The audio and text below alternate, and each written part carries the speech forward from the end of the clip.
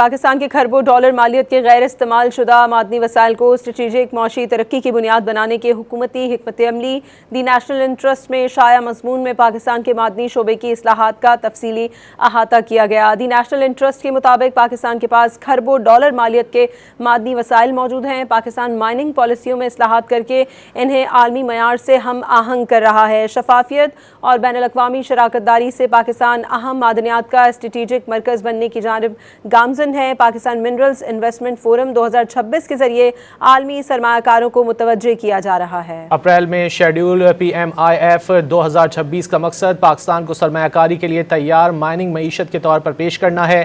دی national interest کے مطابق ریکوڈک دنیا کے بڑے کاپر اور گولڈ منصوبوں میں شامل ہے، جہاں 5.9 ارب ٹن معدنی ذخائر موجود ہیں۔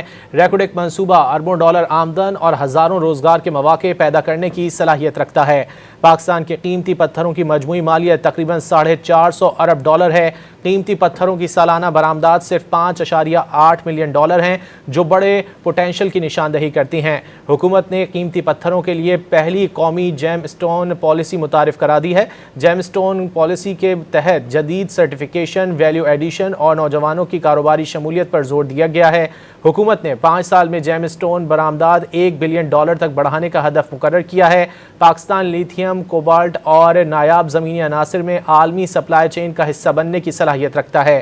دی نیشنل انٹرسٹ کے مطابق معدنی اصلاحات سے ٹیکنالوجی ٹرانسفر اور صنعتی ترقی کے نئے مواقع پیدا ہوں گے۔ ماہرین کے مطابق معدنی اور جیم اسٹون سیکٹر کی ترقی سے اگلے 10 سال میں سالانہ 5 سے 7 بلین ڈالر GDP میں اضافہ ممکن ہے۔ معدنی شعبے کی ترقی سے ہزاروں براہ راست اور بالواسطہ روزگار کے مواقع پیدا ہوں گے۔